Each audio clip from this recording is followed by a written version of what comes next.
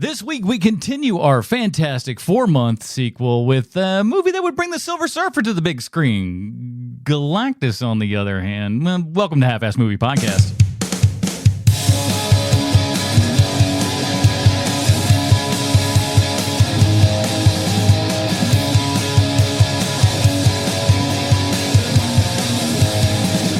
Welcome back, you dirty babies. It's time for another Half-Ass Movie Podcast, a show where we put together a half-ass theme as an excuse to watch movies. My name is Adam Portress, and joining me today, he's far too handsome to keep in a metal mask, Sweet Sean Zakovacs from the internet.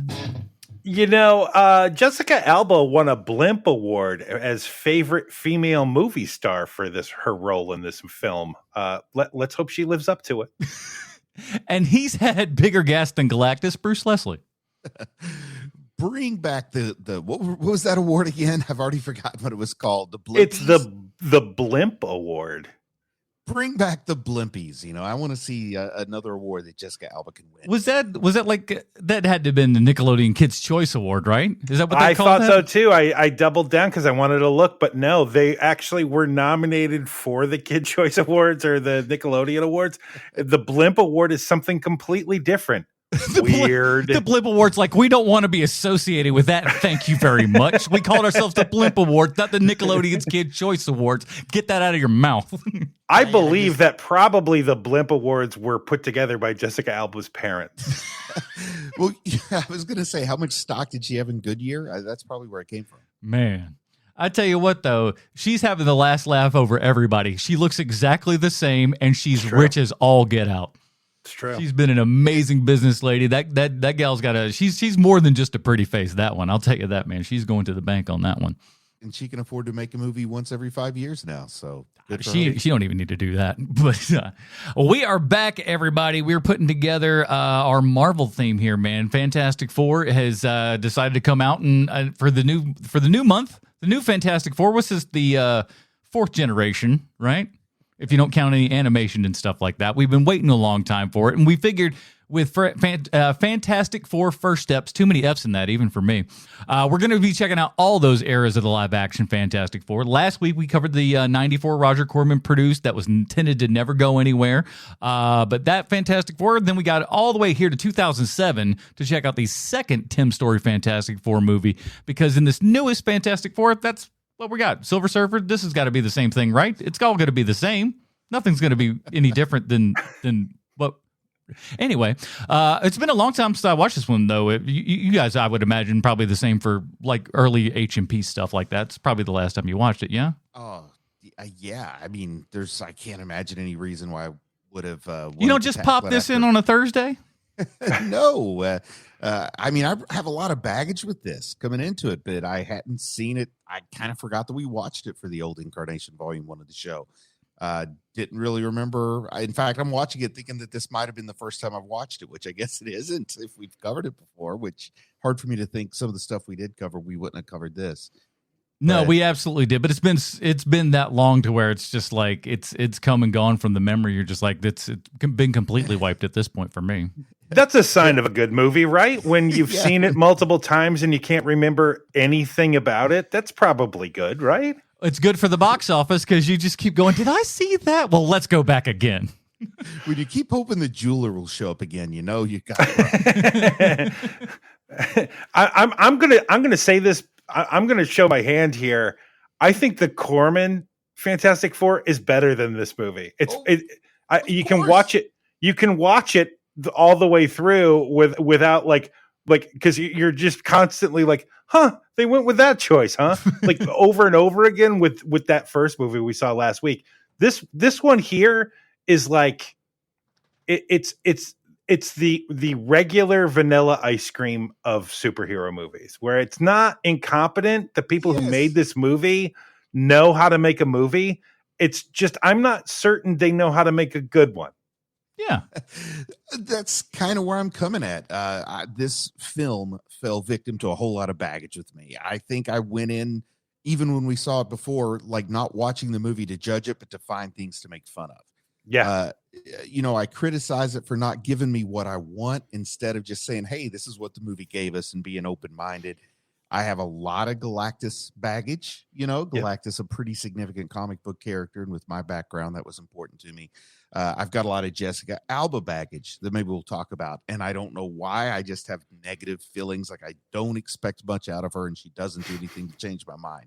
But I brought some Jessica Alba baggage in. He's like, I brought some Jessica Alba hate with me. I brought some Michael Chiklis hate with me, and Chris Evans is on the list too.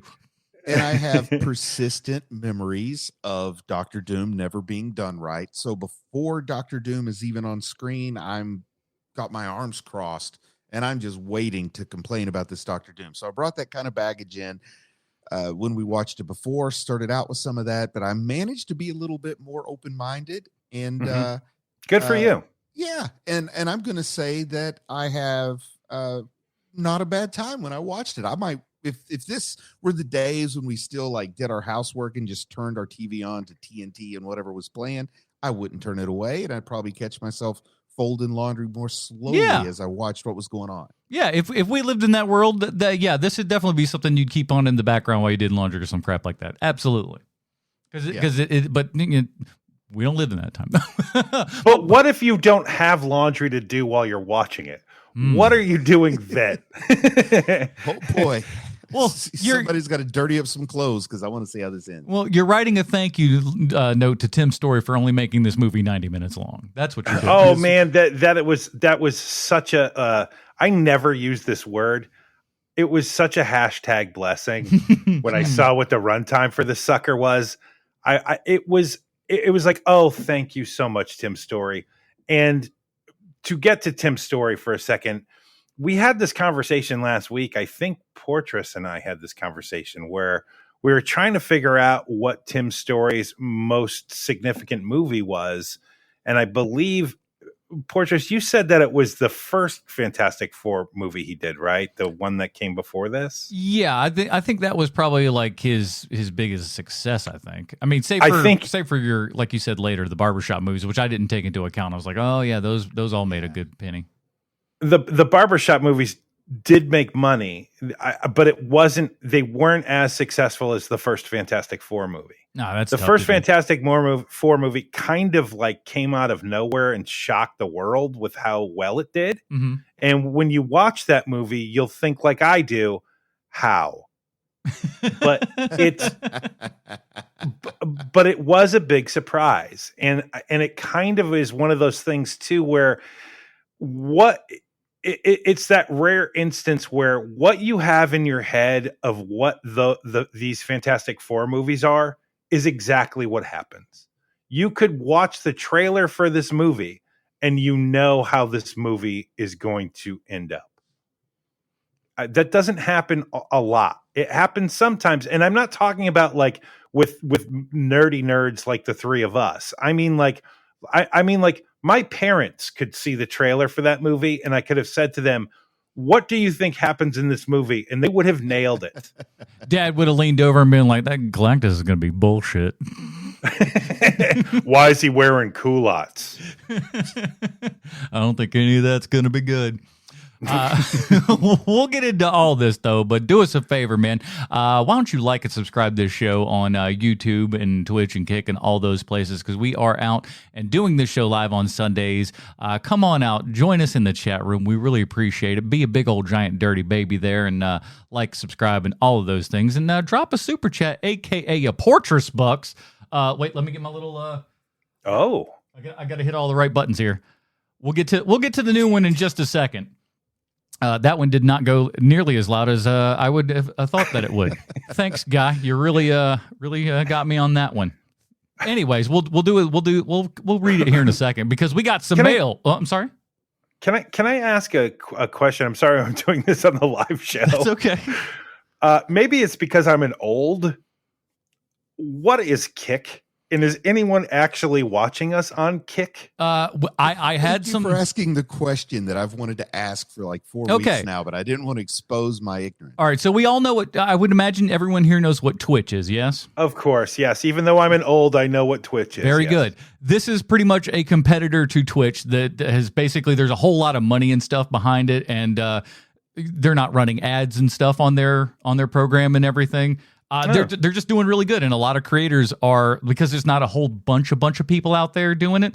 A whole lot of creators that are doing really well are making a buttload of money on Kick. So I was just like, hey man, throw your pull into all the ponds that you possibly can. So I mean, sure, we did have a Kick guy in the chat the other night who did a little Derby baby GIF and put it into the chat and everything. There's a short on our YouTube page and my TikTok if you want to go check that awesome. out. If it's okay with you guys, so we can really just kind of embrace Kick, I'd like you guys to start calling me Kicky. All right, Kicky, let's grow.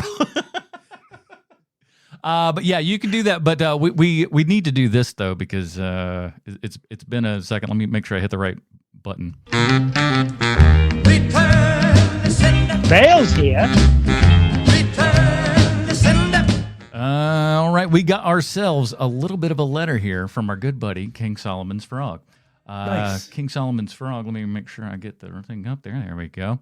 Thanks for the fantastic 4-month, and especially to Sweet Shanzi for suggesting it. I'm such a big fan of HMP Volume 1. This topic has given me the impetus to rewatch and re-listen to all of the Fantastic Four movies and reviews. I know that you're not going to cover the Fantastic Four 2005, and I know it was because Sean said the Silver Surfer connection, but us original Dirty Babies, TM, know the real reason. Because in Fantastic Four 2005, cast in the role of sexy nurse was Maria Menounos, Adam's #1 nemesis. Nothing gets past King Solomon's Frog there. The guy's got laser focus. Awesome. This movie was much better than I remembered. However, Rise of the Silver Surfer is not only the better tie-in with First Steps, it's a rare sequel that is better than its first film. I don't have the original hate for these movies on this rewatch. What pulls them down most is the casting Alba and Gruffield as the stars. These movies would go from better than I remembered to really pretty good if Sue and Reed were better cast. Lastly, could we get a drop of Sean saying Portress Bucks in that males here accent, followed by a cash register sound? Oh. I love the mailbag jingle, and I don't hear it enough. I'll send you some Portress Bucks for that. That comes from King Solomon's Frog. Now, King Solomon's Frog, I'm going to be completely honest with you, my man, is I only gave Sweet Shanzi half the info on this bad boy, and I just told him to give me a couple of options here from us, and here's what I've got for you.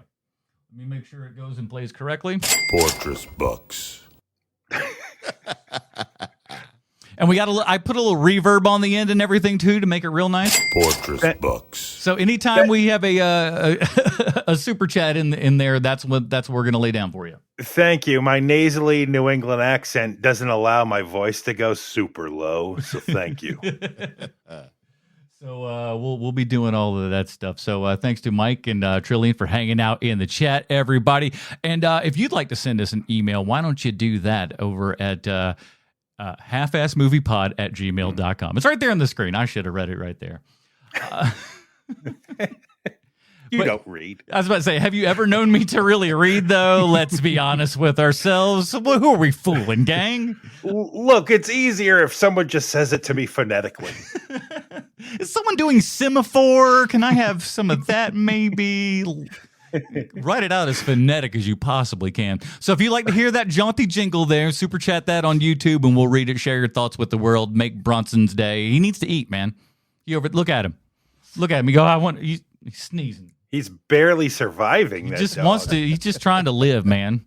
Super chat some way for Bronson. He wants it. And again, giant thanks to everybody for it's been a big week on YouTube, man. Between the shorts and all the other kind of stuff, the big live stream talking about James Gunn's Superman, and we'll be doing a live stream of our Dinger Zone after this episode. So stick around here, and then we're going to be talking about, he wants in on the action now. Yeah, he's the star of the show. He literally should get his own microphone, that guy. If you're not watching the live streams, do it for Bronson. # do it for Bronson. Oh, I love it. You got to put that away, pal. Look at that. Look at that dog staring you down. Great. My gosh. Great. So we did a whole bunch of things, man. We had a movie magic marathon on Friday night.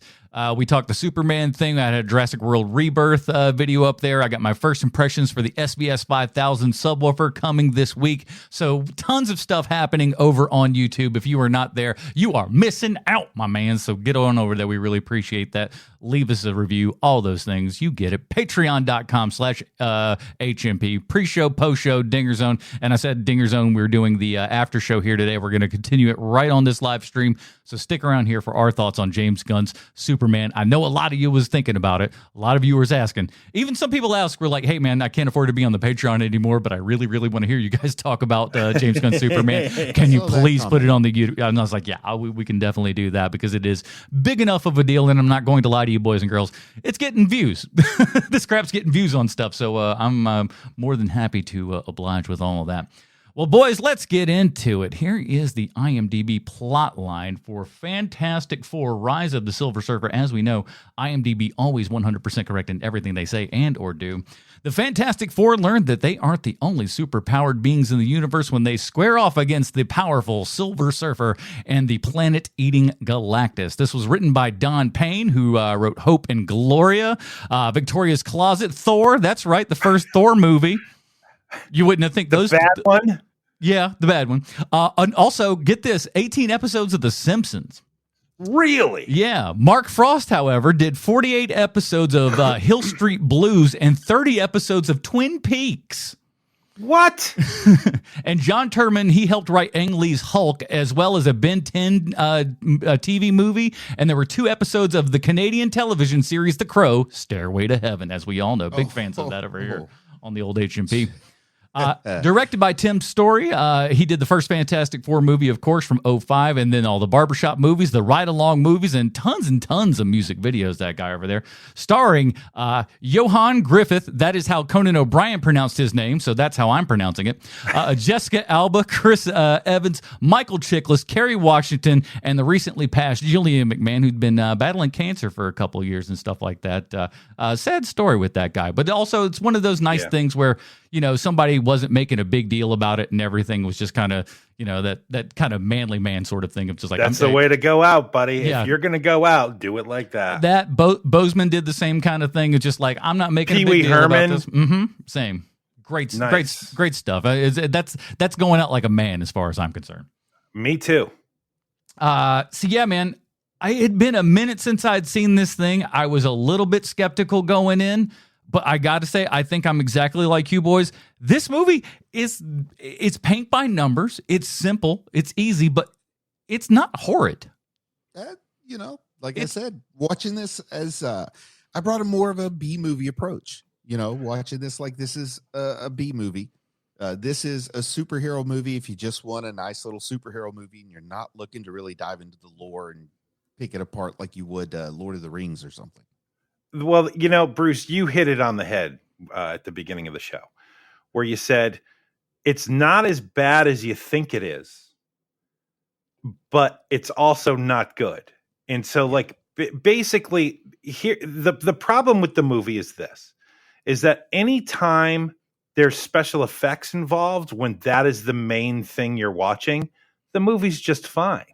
You know, like that Silver Surfer Human Torch race, like the chase through the city, that's great.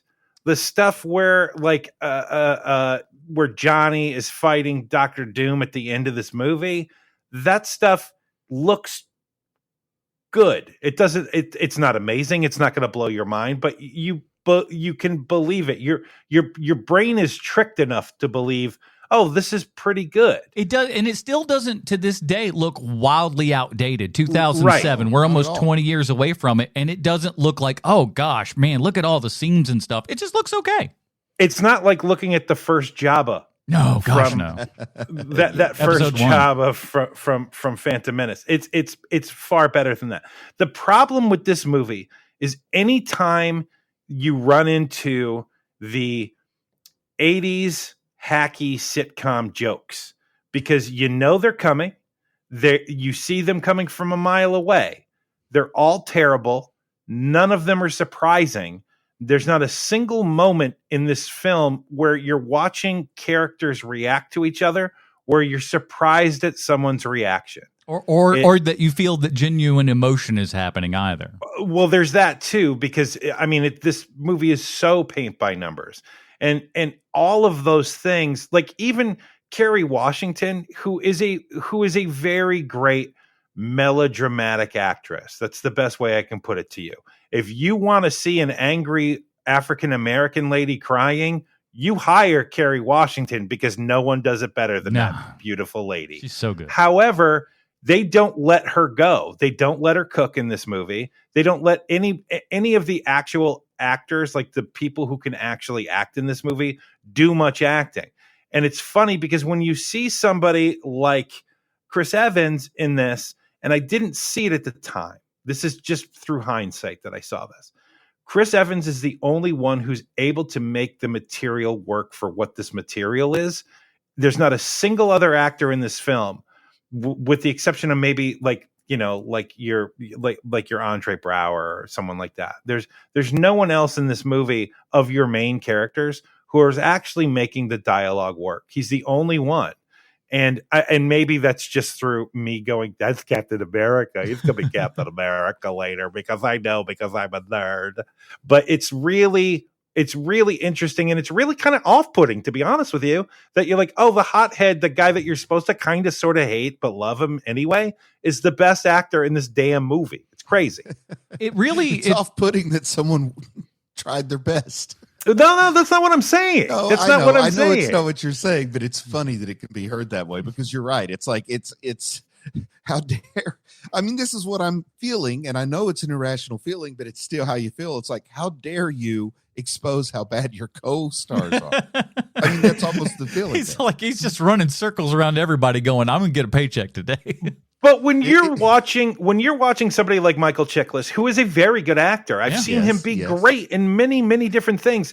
And the voice he has chosen to be Ben Grimm in this movie is so bad that it makes what Christian Bale is doing as Batman look really, really like laid back. It's kind of incredible. Tell me if I'm way off base here. But in my mind, I thought that the Thing's voice sounded like it should have been the fat gummy bear. Like, if you ever watched the Gummy Bears, like if you had a fat gummy bear, that's it. Yes, like it's almost like he can't do an impression of Al Pacino. It's kind of what he's doing. And they put there's no other way to call it, but the rock filter on his voice, so that that accentuates it and kind of like it makes it worse, really. If I can dovetail, because Please. Don't get me wrong, again, this movie is not bad enough to enjoy it as a bad movie. This movie isn't good enough that you will love this movie later and it's a secret gem. It is vanilla ice cream. It isn't even French vanilla. It's just vanilla. There's no little beans in here. This is no good. If I may elaborate a little bit on what you said there, Sean, I think that you hit on it when you said this movie is better than you remembered. So the ideal audience for this movie today is someone who saw it 15 years ago and did not like it. Right. You are the ideal audience to watch this. Well, I didn't enjoy myself watching it, so I don't know how I'm the ideal audience. But like, let me put it to you like this. Let me ask you guys a question that's going to feel like it's kind of a jokey joke, but it's a real question. What is worse, Michael Chiklis's voice as the Thing, or Jessica Alba, just period, in this movie? Oh, what's worse? There are very few questions that can start with what is worse and end with Jessica Alba that I probably won't answer Jessica Alba. I would say here's my biggest problem with Jessica Alba in this movie, that like, I think if you fix this, I don't want to say it fixes everything, but like it alleviates a lot of things, and it's the contacts. If it was just her brown eyes, even if you kept the blonde wig and all the other jazz, that's A-okay. Because I don't think her acting is atrocious in this. Sir. Hold on. It's not good. It's just like, for her, for what she was doing, certainly around this time and everything, it's good enough. You're grading on a curve, Jessica Alba curve. I see. There's an Alba curve involved in this. Trust me. Oh my God, did we just come up with a new term? we did. The Alba curve. Oh my Lord, sirs, you know how much I love terms. I love terminology. So I'm writing it down. I will write it down. All the way back to Dark Usually Angel, great man. things on the Alba curve. I mean, that's it. I love it. Perfect. I think it's so good.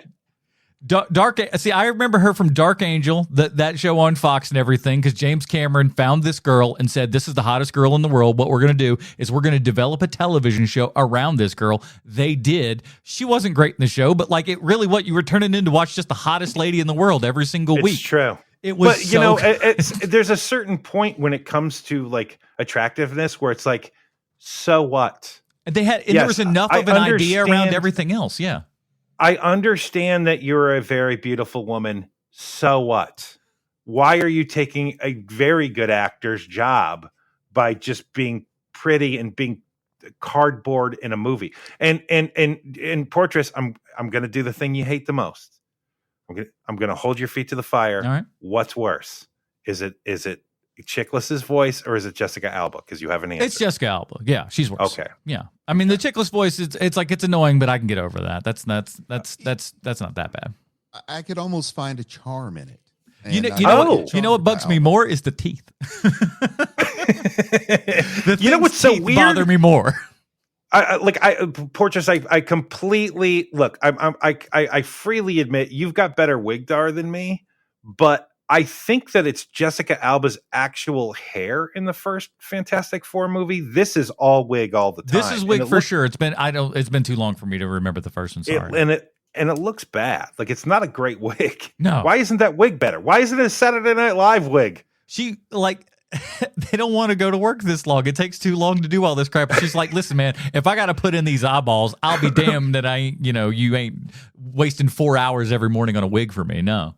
Mm-hmm. I know where we stand now, but 18 years ago, was it important that Sue had blonde hair? Yeah. Yes. To some dum-dums. I don't know why. Yes. It was just, and honestly, again, I could take the blonde hair. If you want to tell me this lady dyed her hair blonde, A-okay. It's the blue eyes that make her look like she's a member of White Chicks. It's no good. I never even noticed the eyes. What are you talking about? She looks at you. She looks like powder. Never noticed the eyes. I like powder. She looks like the Children of the Corn is what she looks like. I'm thinking like, what was the Village of the Damned? That's what it is. Village of the Damned. Mm-hmm. That's the one. Oh, it's bad. I was kind of surprised because I did not realize that this was a thing. So you guys already knew going in that Jessica Alba was a bad actress. To me, she was nothing before. Oh, she's the girl. She's the really pretty girl that's in Sin City. Like that's how I knew her. I never watched Dark Angel. I was too old to be watching that show. As I said before, I'm a senior citizen. But like when it comes to like Jessica Alba is just she's just not in my purview. So when I'm watching it this weekend, over the weekend, I was like, wow, she's really not good, at all. And then once Chris Evans starts being like capital J Johnny in this movie, it's like, oh no, Jessica Alba, you have been exposed, madam. The reason she works so well in Sin City is I think she might have said 10 words in both movies, Right. But you put some great lighting on her, have her bending over in cowboy boots and stuff, and I'm listening. Keep going. Exactly. Well, then they broke it all by having her wear a top. I hate to say it, but you're not wrong. It's more distracting as somebody who's read the book, and it was just like the character was topless the entire time, every frame of that book. I'm going to say though that movie was not successful just because people who like the book. No, that's true. I had no problem with her keeping the top on because it lets more people get tickets to the movie. I mean, it was rated R. There wouldn't change nothing. I guess you're right there. It's like, but I respect the actor's boundaries. And if they were putting that on TNT, they just put a digital bra on her later, so she wouldn't even have to worry about that on network television. You know what I'm saying? No big deal. For the Sin City purposes, the only time I may ever say this is I prefer Jessica Alba with the top on than if they didn't have Jessica Alba and it was somebody topless. That's the only situation in Sin City. Let's talk about Chris Evans for a hot second, because you're right, Sean. He feels like the guy. I feel like Chris Evans read a Fantastic Four comic and knows exactly who Johnny is. Like that within that first movie and then this movie for sure, he's got a handle on who Johnny Storm is and is playing it perfectly. If you want to know how much Chris Evans overshadows all the other actors in this movie, let's take Jessica Alba out of this for a second. Let's go with the bachelor party scene where he's going to the party, right? He's at the dance club. What Chris Evans is doing in that scene is so terrific versus what the actor whose name is what's his name? Johan. What Johan is doing as Reed in that scene, because throw the stupid jokes about him, like twirling two girls around, like throw all that out. Look at the acting. Yeah. And see just how much Chris Evans is killing that scene.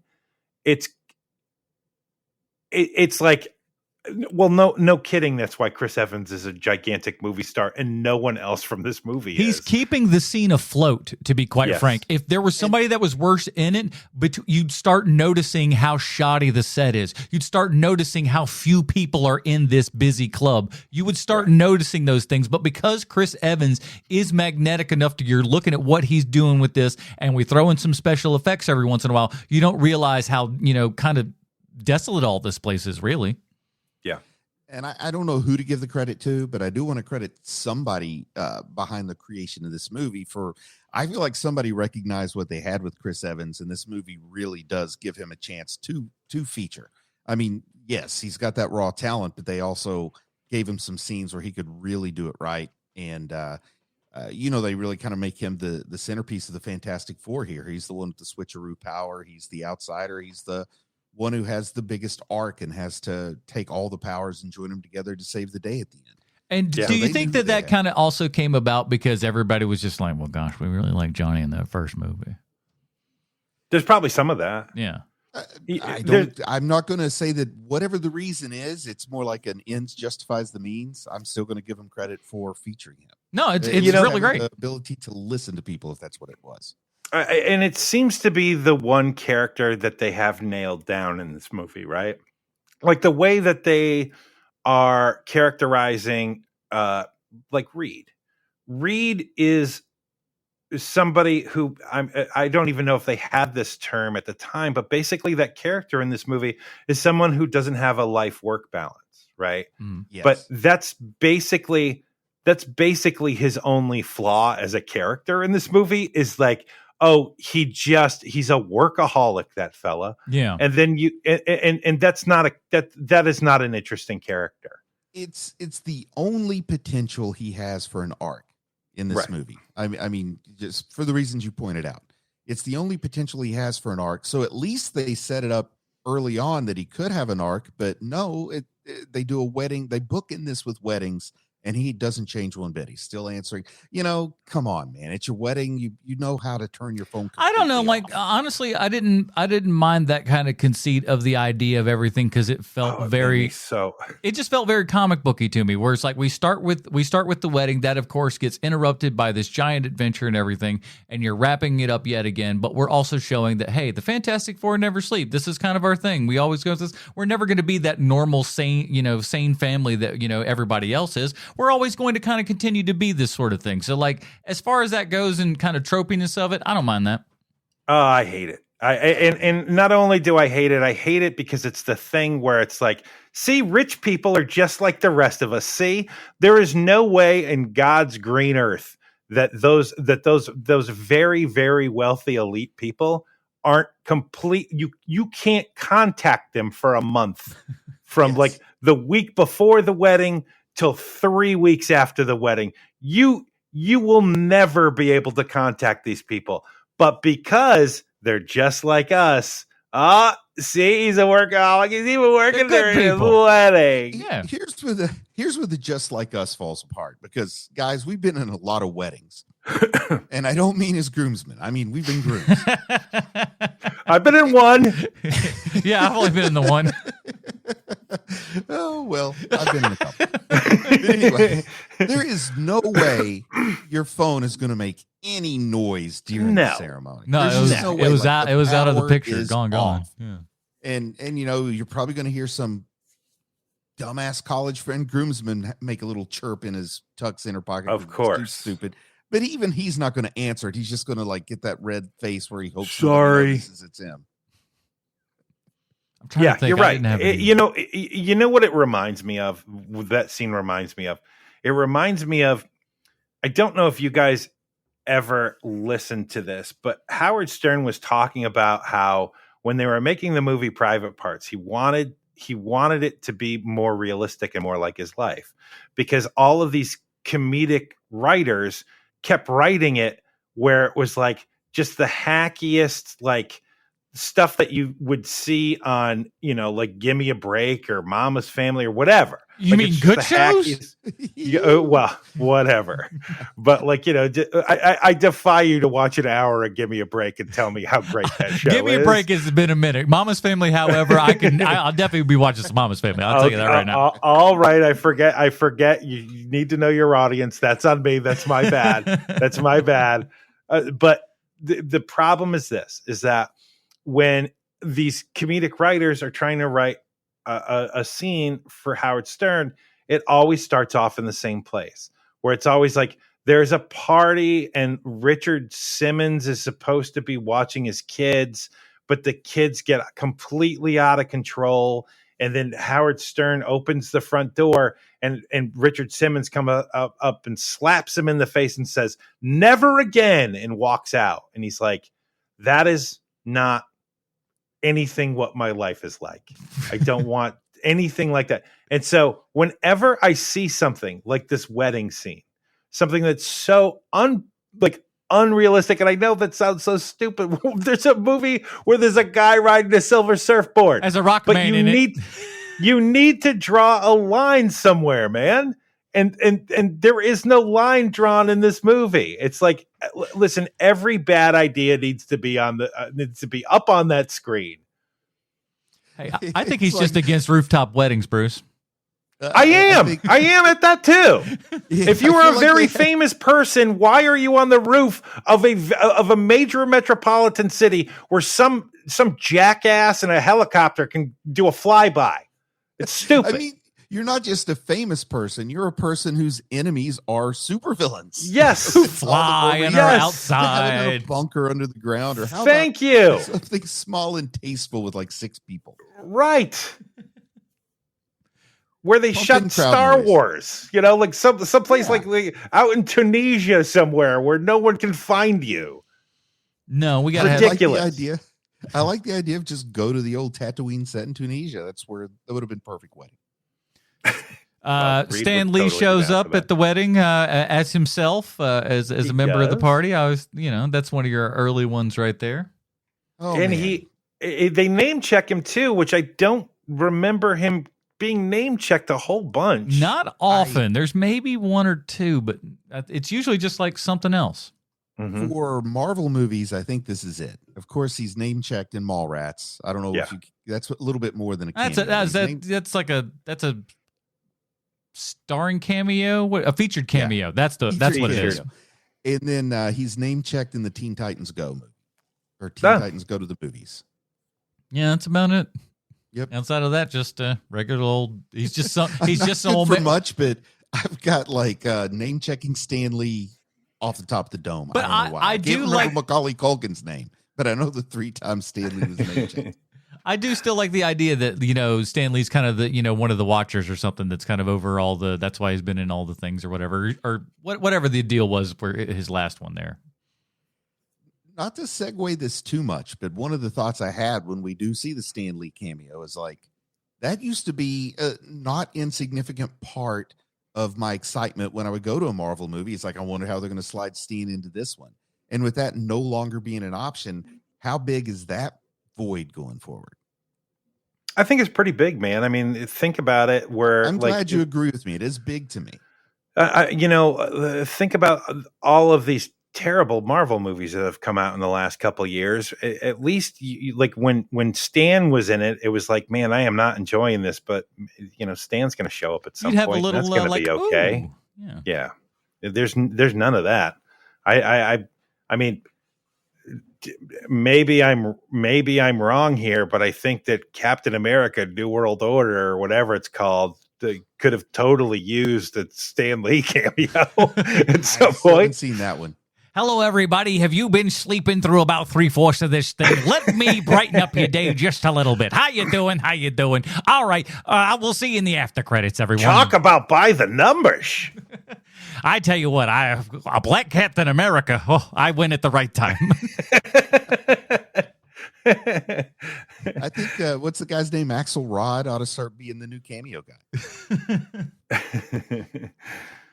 Let's talk about old Silver Surfer here, man.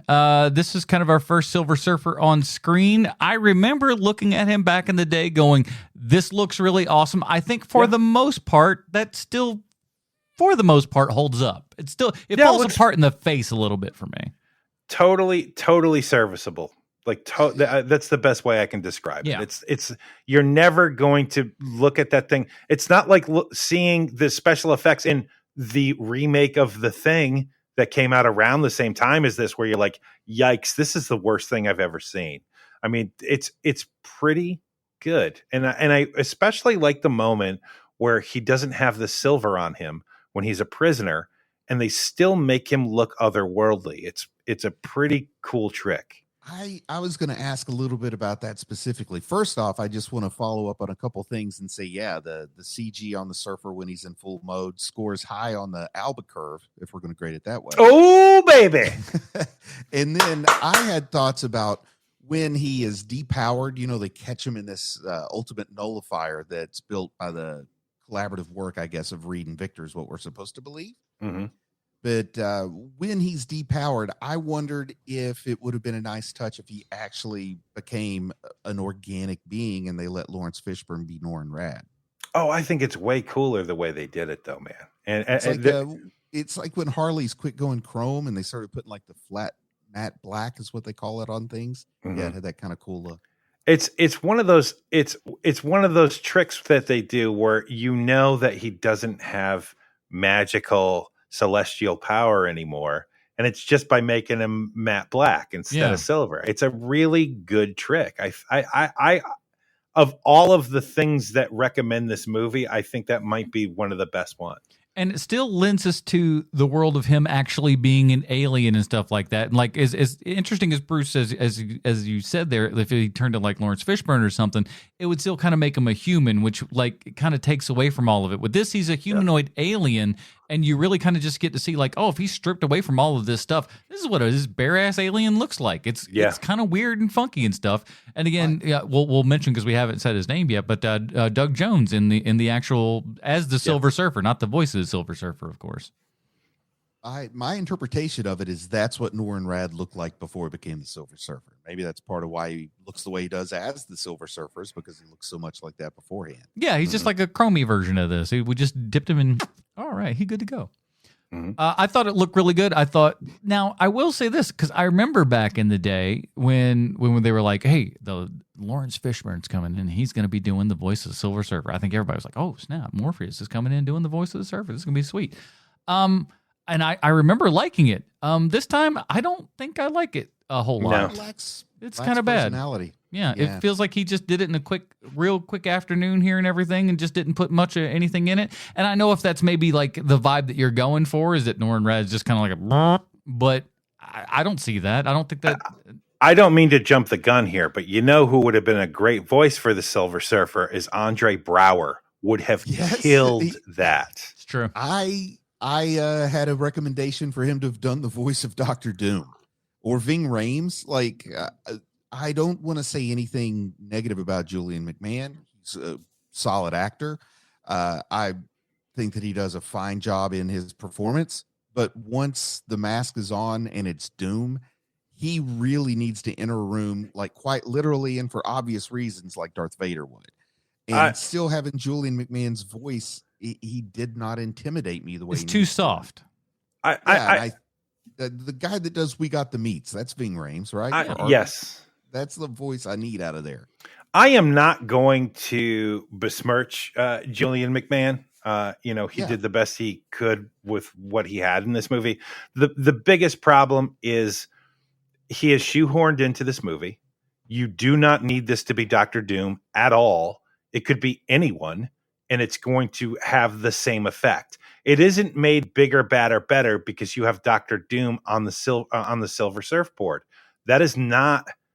It isn't written that way. It's not written where like, oh boy, you thought it was bad. Like it could be a random criminal. You could have had somebody along the lines of like a Cletus Cassidy hop on that surfboard and have the same exact effect as you would as Dr. Doom hopping on that board. And that is a problem with the writing and the filmmaking, not the actor. Or if he was just fighting the surfer the entire time, and like it's almost as if we have an extra B story that doesn't need to be in there, and that's what it is they wanted Dr. Doom to be back because he's kind of he's the Fantastic Four arch nemesis and all that kind of stuff. So and you can bring him back, and of course, like I said, we have to bring him back and be able to make him not have to wear the mask and stuff right now because Julian does not want to do that. I would imagine you don't want to show up and be like, well, I won't be in this mask the whole time. No, thank you. I mean, right. Pedro Pascal was just like, hey, listen, I'll do the voice, like Clint Eastwood's kid or John Wayne's kid, or whoever the fuck it is, get in that suit. John Wayne's grandson. Yeah, they're like, let them do that. That'll be fine. I'll just go do this voice and stuff like that. So it's not quite the same thing.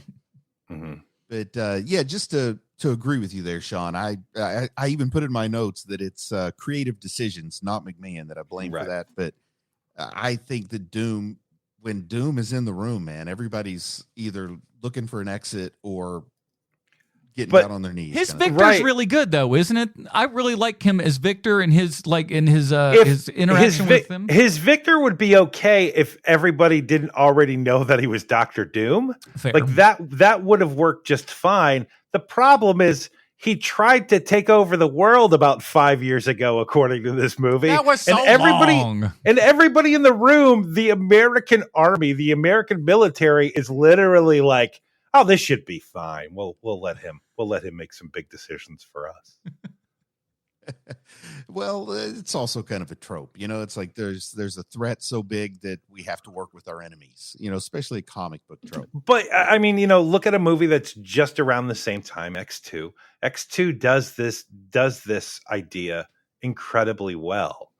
And this movie, it's like, oh, you know what might be neat? Yeah. That's all they got. Yeah, you get it to the point, and that's about it. And like they've only got kind of the most base idea of what all of these people and their wants and needs and stuff are anyways. I mean, for example, like just as another example, when we bring into just how they don't know exactly what to do with this, the portrayal of Galactus, which I think everybody was like, wait a minute, this is what you're doing? Yeah. I mean, because Galactus is so awesome that you're just like, this has got to be cool. Well, when we heard that was going to be a thing, it was like, and we all wanted to think they were wrong when they were like, hey, it's a cloud of dust. And we were like, no, that's just, they're trying to get us off the scent. And no, sure enough, it was. It's funny because it's around the time of the other universe, that pocket, the ultimate universe, right? Mm-hmm. And that's what Galactus is in that universe, right? And so I can remember I didn't read that storyline, but I can remember people being like, see, this is more realistic because it would be something like a big bunch of swarming bees. It wouldn't be just a giant dude wearing purple. That wouldn't be it. And it's like you're missing the point of this character. Yeah, it's like it's cool though. That's also like again, there's another level of iconography that was, cemented within Marvel Comics in the 60s and stuff like that. And It sounds a little nutty, but it's just like, it's like taking away Ronald McDonald or Santa Claus. It's like, it's not the same thing, dude. You can't just start going and putting new riffs on stuff. It's not how it works. Not all the time, at least. I think the biggest failure of this movie was a failure to treat Galactus properly, to emphasize him properly. I mean, the title of this movie should have been The Coming of Galactus, or something along those lines. And then you let the Silver Surfer sneak up on you. That's how you build a franchise. You don't put him front and center in the middle of the poster and give him the subtitle of the film, because then you don't need a spinoff because this becomes his film. And I think that I would have liked it better if they gave me something. Galactus doesn't have to be absolutely a reproduction of Jack Kirby's guy. Right. But you need to give me something that I can kind of see as the threat rather than the Silver Surfer. And he kind of let him sneak up on me, let his decision to actually help the Fantastic Four after speaking to Sue, which is really true to the comics, let that kind of catch us off guard and let us really say, man, we should have been watching him the whole time instead of the other guy. But no, they say, keep your eyes on this guy so you're not going to get dazzled by any surprises or twists with him. Make it Shaquille O'Neal. Am I right, guys? You make Galactus Shaquille O'Neal. You have him make the face to the camera at one point. It's going to be great. Exactly. Well, I mean, 2007 wasn't Yao Ming like the flavor, like the really popular big guy then? Look, I Yao Ming, absolutely, especially because they want that Chinese audience. They want that China. I mean, the last scene in this movie takes place in China because they're like, "Come on, China, give us that audience." Let me get some of those Beijing dollars, please. So yeah, you could totally give Yao Ming the role, but you give him Shaq's voice. Oh, I was going to say make Shaq Galactus and then let Yao Ming be the surfer. Why would you have a big gangly Chinese guy on that little surfboard? That doesn't make any sense. I don't believe that guy can surf. Jackie Chan. Charlie don't surf. We scale the surfboard in the size with him. Come on. What are you talking about? Okay. Yep, We're you're scaling right. it up, You're right. and it's already a big enough surfboard from the surfer anyway. We always discount how huge that board is. Look, we're all three of us tonight are really firing on all cylinders. We've all got great ideas tonight. And so does Trillion in the chat that says Galactus. Come on. That's it. Good stuff. Guys, let's wrap it up here. We're not gonna beat that. We're not beating Galactus. So says Kiki. He just keeps the steel costume and puts earpieces on. Oh my goodness. Man. Listen, though we are this close to Fantastic Four first steps and stuff with Galactus being in it. We're not in a land of impossibilities for him to show up to some AMC wearing a big giant helmet. Oh, just saying. A man can dream. Man can dream. And you know he's going to try to like shoehorn some like Steel reference in there, which is going to make it awful and like the worst idea ever. However, because he's just so lovable, people will be like, but it's Shaquille O'Neal. It's not as good as my movie, but it's okay. Let him make his references. It's Shaquille O'Neal. We love him. I couldn't imagine the bizarre existence that you'd have to have by being like a huge Superman fan and also having been Steel. Oh, man. So does Galactus just get beat by the Silver Surfer walking in and handing in his resignation? Is that kind of how this happens? He just goes, I've never gave him his gun and his badge. What about that? I've never quite understood. I've always thought it sounds a little, like some red flags there, but I've never understood the Galactus Herald relationship. So maybe without a Herald, he can't function.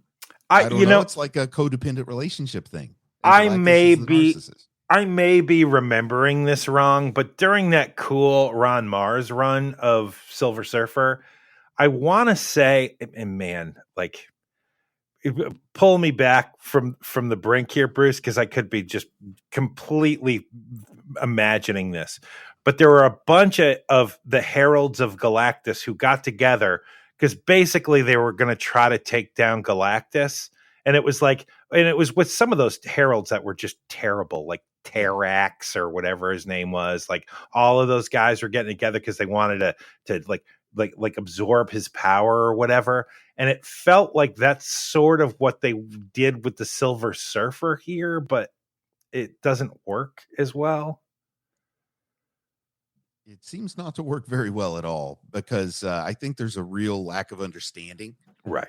If you're a person who knows the comics and understands this, you're still lost. So I don't even know where you are if you're just like the guy that's like, oh man, they're all sold out for Tokyo Drift. I'm going to go over here and watch this thing. It looks cool.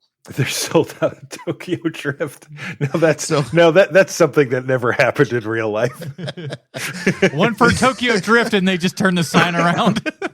You say Vin Diesel and the other guy aren't in it? Sign me up. Two, please.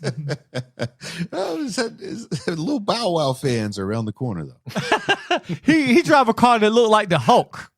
There's your comic Hulk book hands connection. on the hood. Crazy. Oh man! Some guy thought he was seeing a surfing movie and came to this. But really, it's no explanation other than it's like on the level of Greek drama where you just understand your hero has made a sacrifice. Yes. But Deus you don't Ex really know what it Machina, is. but not really. Yeah. Yeah. I all of that, right? That whole scene where Earth moves after Galactus is taken away, and Earth seems to move a couple of 100 miles to the left. Nothing bad happened from that. No repercussions after that, huh? Just be glad he didn't spin it backwards because we know how that goes down. Oh no, this movie's an hour and a half longer. There's somebody just trying to outrun it. Are either of you guys surprised we didn't get like a flashback montage of Norrin Rad on his home planet and his wife and all that? They couldn't afford that. I was glad for it, but Adam is right. I mean, you don't have like, look, I liked Tim's story, and we'll get to this in a second because I want to end with that probably. But like Tim's story, a fine filmmaker, a totally fine filmmaker, but he doesn't have that James Cameron gene in him of we're going to make it work with what we have, and we're going to punish our crew as much as humanly possible in order to get my vision on screen. Like, he doesn't have that speed to him. So you're not going to be able to have like what you see in the first Terminator movie that they made for $11 in a sandwich. You know, like he is incapable of doing that. And I think as much as you want, your brain wants to see what Norrin Rad's world looks like, I don't know if you want to see what Norrin Rad's world looked like in this movie. I kind of want it to be like something I don't have to watch, but a bonus feature on a DVD or a Blu-ray. The closest thing that I could think they would try to make it look like is where they found the Oompa Loompas in Tim Burton's Willy Wonka. It looked something like that. Mm-hmm. That little area where it's just like, look, it's like Avatar light, but not good. Yeah. I'm Avatar. I'm picturing a room that just happens to be black curtains all the way around while they have a conversation. There's a black psych around everything. It's like, that's what it is. Shut up. It's not the Fantastic Four movie from last week. I mean, geez, that's what it would be. Floating in limbo. It's just like, here we are on our planet. So I want to say this about Tim's story is that I read an article with Tim's story about it's like 10 years after Rise of the Silver Surfer. And the thing that a lot of people, and I didn't really understand, when I say a lot of people, I mean me, I did not understand that Rise of the Silver Surfer basically killed this movie franchise, which I did not know at the time. I thought that this was successful enough. It's a shitty movie, but you know, at that time, you know, Transformer, everyone's going to see all the Transformers movies, which all suck. Like I really was, don't you dare, Fortress. So like, it killed this movie franchise for a while, right? It's how Marvel got it back. It's one of the reasons how they got it back was you keep screwing it up. You keep making bad movies, so we're going to buy this from you. So like there's that aspect to this. But when Tim Story is being interviewed, the interviewer, and I can't remember which magazine it's for, it might be Variety, it might not be. The interviewer is basically setting him up for the kill. And he doesn't take the bait, and good for Tim's Story, because basically they're like, why did you think that this movie was such a failure? And instead of him saying it's the studio's fault, it's the writer's fault, it's the actor's fault, which he would have been totally right to say. Yeah. He instead said, in my mind, it wasn't a failure. In my mind, we did the best job we possibly can. And I watched this movie and I still like it. And I like what we did in this movie. And for that, Tim's Story needs to be applauded because it's one of those moments where like he was given literally every opportunity to kill everyone around him and save himself. And he didn't do it. So good for Tim's Story, man. And he didn't bury the movie. He didn't say, look, it's my fault either. You know, he gave a pretty honest answer. If you ask me, I think he believes that. And I think we've kind of found it out here like this on this viewing is that the movie's not awful. It's not awful. It's not awful. And I could see how if like you said, if you've done what you've done with what you could and you know you're proud of what you've done, ain't nothing wrong with that. Ain't nothing wrong with that at all. Right. nothing but respect for that thought. Also, I would like to say that they don't ever have any lingering shots of Jessica Alba in this movie, which I was completely shocked by. I was so shocked by that. Almost. We'll say for the one thing, but that's like almost every Sue Storm thing. Is she going to end up having no clothes at some point? Because that's you have to have whatever. that scene. But say for that, like we don't look at her in almost a sexual way, almost at all. It's great. Yeah, I was going to ask if they turned down the Alba exploitation in this film versus the first one, because I don't remember the first one very well. There's just another. Man, there's Bruce, one Bruce, that would be in the running, but we already got the Alba curve, man. Yeah. She was on the bridge naked in the first movie. Like that was like the big one. This one wasn't. You got to nearly make as bad. hot girl who's invisible girl naked at some point. You just have to. Yeah, I mean, it's it's like part there's a of rule. the DNA of it. But here's the thing: if it was a hunky dude, they'd be doing the same deal. Of course. You don't think John Cena would be showing those cheeks around for no damn reason? And you'd be stupid for not doing it. Yeah, why not? Dennis Farina in here if you want to see some cheeks. Hey, he's doing it when you're not even asking him. Please put your pants back on, Dennis. I just thought you might want it. All right, let's all come down to this. Well, actually, we're not going to recast this because there's too many people. Bruce, let's recast Jessica Alba, please. Yes, okay. Okay, who would you cast as Jessica Alba? I don't know. If she's got to be blonde, let's go with somebody we know can pull it off and doesn't have to wear a wig. Melissa Joan Hart. Wow. Wow. Clarissa. Better performance. Clarissa. She explains it all, man. Wow. She probably would have been 30 at this point, maybe. No way, man. No. She's in her 20s at this point because the only reason why I'm an expert on this is the guy who taught me the movie business is literally like he worked on that show. It's one of his first shows. Sabrina or Clarissa? Ferguson. Oh, okay. Ferguson was in. She's in her mid to late 20s by the time this movie comes out. You know what? Nope, I'm wrong. You were right, Portress. You're right. Yeah, because she's a little older than I am, but that's yeah. You're right. Because I think Sabrina had rap, so she was on Sabrina all through her 20s. I felt. Mm-hmm. Big fan. So welcome to another week of Clarissa talk. For me, I'm casting like this. Sue Storm is Vanna White. Reed Richards is Pat Sajak. I love it. We keep Johnny. Johnny's the exact same. For the thing, maybe we go with Kevin James. Kevin James is the thing. Mm-hmm. Honestly, I'm buying a ticket opening night.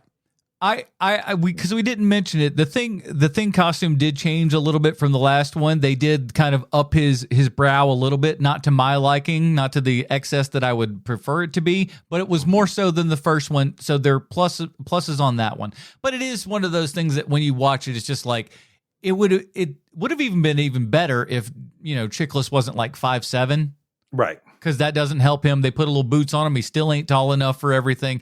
If it was a big dude in that suit, maybe with it like a guy like the Mountain or something like that, just a big ass dude, and then you throw him in that suit, hell yeah, do something like that. But he wouldn't be able to act, so like you're kind of screwed that way too. So CGI is really kind of the way to go, if we're honest. I like you, Kerry Washington. Don't touch me. That is such a good looking lady. It's such a shame they ain't give her nothing to do in this movie. And she's really great at the melodramatic stuff, and they don't let her cook at all. It's crazy. I was hoping to see her sculpting while a single tear rolled down her cheek. Exactly. Some of that happening, but you do just be like, yeah, listen, I understand why Ben likes her. That's a good looking lady. What are you talking about? All right, let's get down to it, boys. We got to go on a star rating system here. Bruce, what are your ratings for Fantastic Four: Rise of the Silver Surfer? It's a better than I remembered. I'm going to give it 3 stars, but I don't want you to say that 3 stars means it's totally skippable. It's going to be worth watching for a few people out there, as I identified earlier. Here's the thing: 3 stars out of 5 is in the good category. That's good. There's poor, fair, good, very good, and excellent. So that's in the good category. 3 stars. 3 stars is competent and inoffensive. So there you go, John. I'm grading on the Alba curve, and so I'm going 2.5 stars for this. From what you just said, Mr. Portress, I don't think this movie is very good. I think that this movie, it is like it's like old people's candy, where it's in the bowl. It's like it's candy, but it's not the kind of candy you want. You know what I mean? Like the kind with strawberry that look like strawberries on the outside and the wrapper. Like, I don't want that candy, but it's candy. But how dare you call that candy? You know what I mean? It's been there since some guy like Truman was president. It's been there for a while. It's all kind of got a sticky, tacky surface on it when you unwrap it. I ate a lot of old lady candy. Leave my grandma's candy alone. That's some good stuff, boy. I get paid mostly in candy these days with the changes to health insurance. We had a little candy bowl at my grandma's house, and it was by one of these lights that you could touch the base of it and everything, and it would like light up and go 1, 2, 3 like that, and like that was like a high priced nice item at the time. So I always remember it's just like, oh, the candy bowl's right beside that, boop boop boop, and you just hit it. You'd accidentally touch it with the back of your hand or something, turned on. You're like, oh crap, turn it off. Our only source of entertainment back then. Yeah, we didn't have very much money.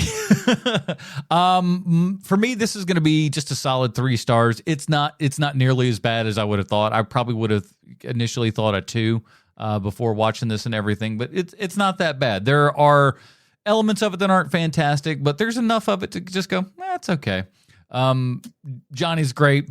Ben is kind of okay for what he is, all things considered.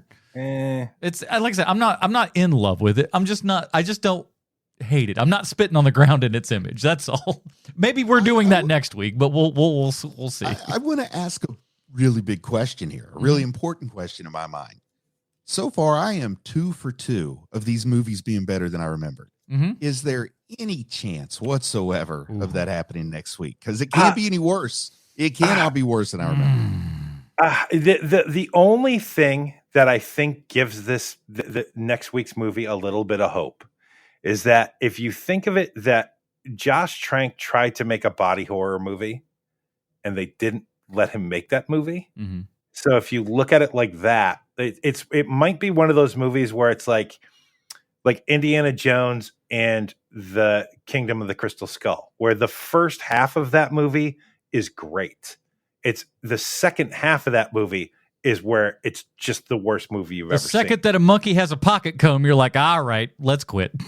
It really is. Once dog shows up, you're like, I'm done with this movie. This movie stinks. Yeah. But like that first half of that movie is great. And I think that there's a real possibility that will be the case with the Fantastic Four. Now you need to cut this part out, Adam, and you need to play it back next week so you can go, oh, really? And you can have that gotcha moment. Well, I'm hoping it's better than I remembered. Well, listen, like you said, Bruce, I don't know it could be much worse. If it's much worse than what I had originally envisioned. It was insanely bad, man. It was really bad. The worst Doctor Doom we've ever gotten is in that movie. I mean, he is bad. And I was somebody who, like, and we'll talk about it next week, but I was somebody who read the Ultimate Fantastic Four. And so, like, I knew the story that they were kind of coming in with the negative zone, and I was excited. I was just like, oh, because this is a really cool, interesting take on it. I like that we're going down this route. And they did nothing that resembled anything. It was so, like I said, I thought it was so bad, but we'll find out next week and everything, everybody. So that's what we'll be doing next week is Josh Trank's Fantastic Four from 2015. In the meantime, Bruce, where can we find more of your work on the internet?